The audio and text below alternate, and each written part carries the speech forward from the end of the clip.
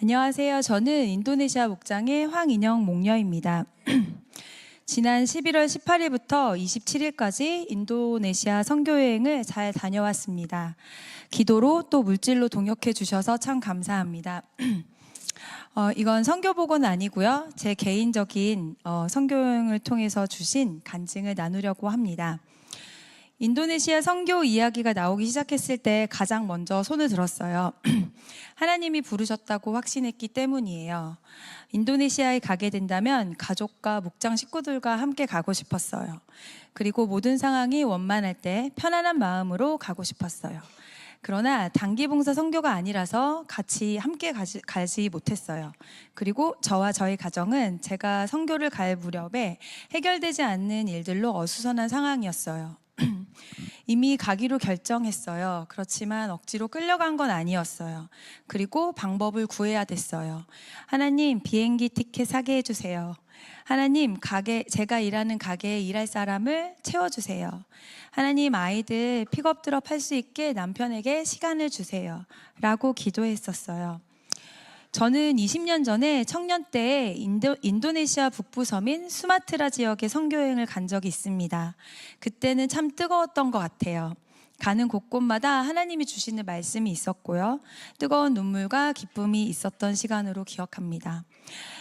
그때 선교여행을 마치고 돌아오는 비행기에서 많이 아팠어요. 아프지 않을 것 같이 생겼지만 아팠어요.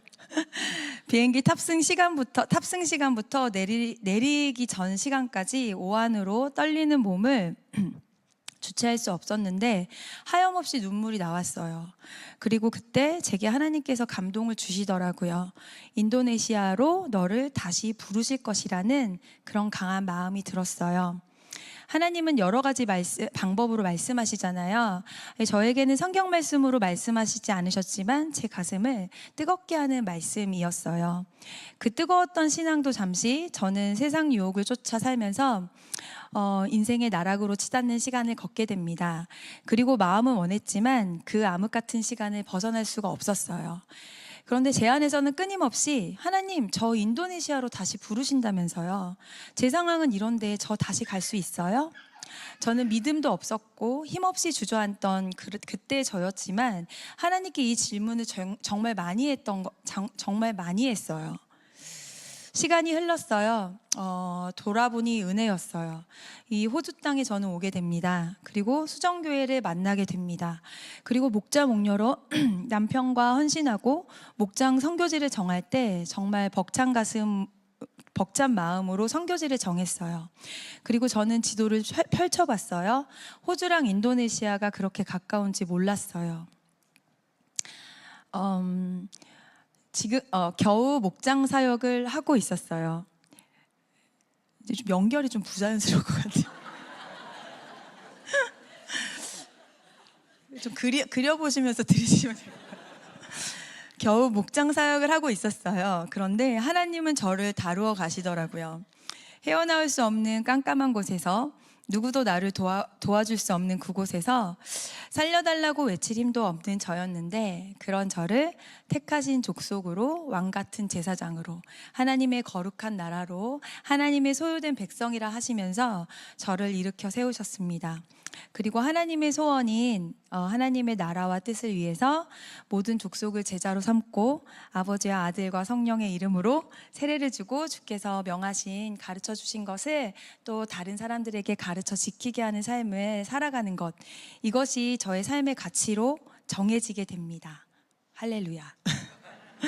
저는 분주한 삶을 삽니다.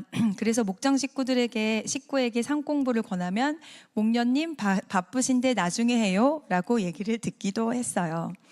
그래서인지 인도네시아에 도착한 초반에는 숨가쁜 삶을 방금 살다 와서인지 마음의 여유가 없었어요. 무엇을 생각하는지 무엇을 느끼는지 전혀 모르겠더라고요. 이번 인도네시아 선교 과정 가운데 그치만 이 선교 과정에서 그렇지만 하나님이 제 눈과 제 발의 지경을 하루하루 넓혀주시면서 생각하게 하신 것 같아요. 인도네시아의 한 곳이 아닌 발리를 시작해서 또 국내선을 타고 자바섬에 들어가고 또 8시간 차로 이동하면서 자바섬의 저 끝자락에 이르기까지 제가 직접 눈으로 보지 못했던 것들을 눈으로 보고 귀로 듣고 실제로 발로 밟게 되었어요. 그 중에 특별히 저는 새벽 3시 40분에 3시 40분이면 무슬림 사원에서 확성기를 통해 들리는 이 무슬림들의 기도 소리를 잊을 수 없을 것 같아요. 하루에 5번 울리는 기도 소리, 그 기도 소리를 통해 이들의 삶의 중심이 무엇인지 느낄 수 있었어요. 87%가 무슬림인 세계 최대의 이슬람 국가인 바로 인도네시아에서요. 그곳에서 이 쩌렁쩌렁한 기도 소리를 따라 무언가 현혹된 것처럼 이슬람 사원으로 향하는 사람들을 머릿속으로 그려봤어요. 제 삶에 이런 확성기로 울리는 소리가 있는 것 같았어요.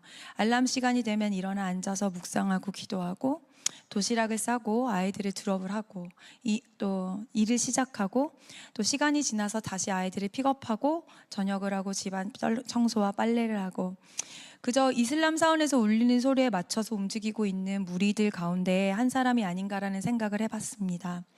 아침에 주신 말씀이 있다 해도 금세 잊어버리고 무엇을 위해 살아가고 있는지 모르는 하루하루를 보냈어요. 하나님께서 맡겨주신 가족, 목장 식구들, 사역 앞에서 난 무엇을 향하고 있는지 돌아본 것 같아요. 함께 간 팀원들의 역할은 달랐지만 하나같이 하나님을 증거하고 선포하는 일들을 감당했어요.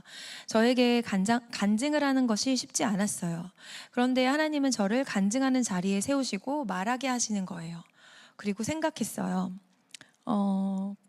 인도네시아 선교여행을 자원하였지만 왜 가야 되는지에 대한 의문이 그곳에 가서도 계속 이어졌었어요. 그런데 그저 인도네시아를 여행할 목적으로 저를 다시 부르신 것이 아니었어요.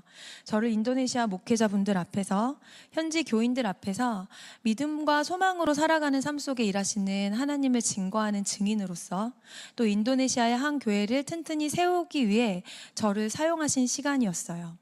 할렐루야. 하나님은 지난 20년의 시간 동안 신실하심과 성실하심으로 저를 다루셨고 인도네시아 땅으로 다시 오게 하셔서 지난 시간을 돌아보게 하신 것 같아요.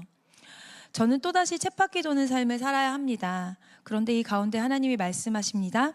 다시 내릴 선택의 기회가 주어진다면 선악을 분별할 분별력을 지니고 하나님께 집중할 수 있는 삶의 구조를 만들려고 하십니다.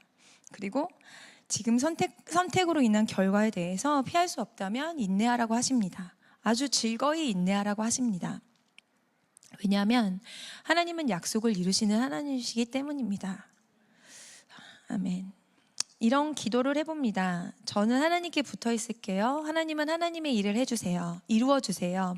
이 땅의 모든 영역에 타종교가, 다른 종교가 깊숙이 자리 잡아 기독교가 비집고 들어갈 자리 없는 나라 되지 않도록, 그 모든 영역에서 복음 증거에 막힘이 없도록 선교지를 위해 돈 많이 벌게 해주세요. 일자리가 없어서 젊고 건강한 사람조차 길거리에서 사람들의 시선을 끌며 돈을 받는 사람들을 위해 일자리를 주는 통로가 되게 해주세요. 교육받을 곳이 없어서 길에서 서성이며 구걸하는 아이들을 위해 학교를 지을 수 있는 통로가 되게 해주세요. 라는 기도가 계속해서 나왔던 것 같아요. 하나님은 이것을 이루실 것을 믿습니다. 아멘. 이렇게 말하고 보니 저는 이 간증의 주제가 약속을 이루시는 하나님이라는 생각이 듭니다. 약속을 이루신 하나님. 호주에 도착한 날 시드니는 38도였어요. 그런데 그렇게 쾌적하고 좋을 수가 없었어요. 아이들이 너무 보고 싶었고 목장 식구들이 참 그리웠어요. 하나님이 저에게 눈과 마음과 생각의 지경을 넓히셔서 큰 그림을 그리게 하시고 소망을 붙들게 하시고 저에게 진짜 가치 있는 것의 소중함을 다시 일깨워주신 시간이었어요. 무엇보다 약속을 이루신 하나님을 만나게 되어 감격과 감사한 시간이었어요. 다시 바쁜 삶이 시작됩니다. 그런데 감사합니다. 하나님께서 말씀을 또 어떻게 성취하실지 기대하는 마음을 갖습니다. 제 개인과 가정, 목장과 또 우리 교회의 영역에 있어서요. 그리고 인도네시아와 더 나아간 온 열방을 위해서요. 지금까지 저의 간증을 들어주셔서 감사합니다. 하늘 복 많이 받으세요.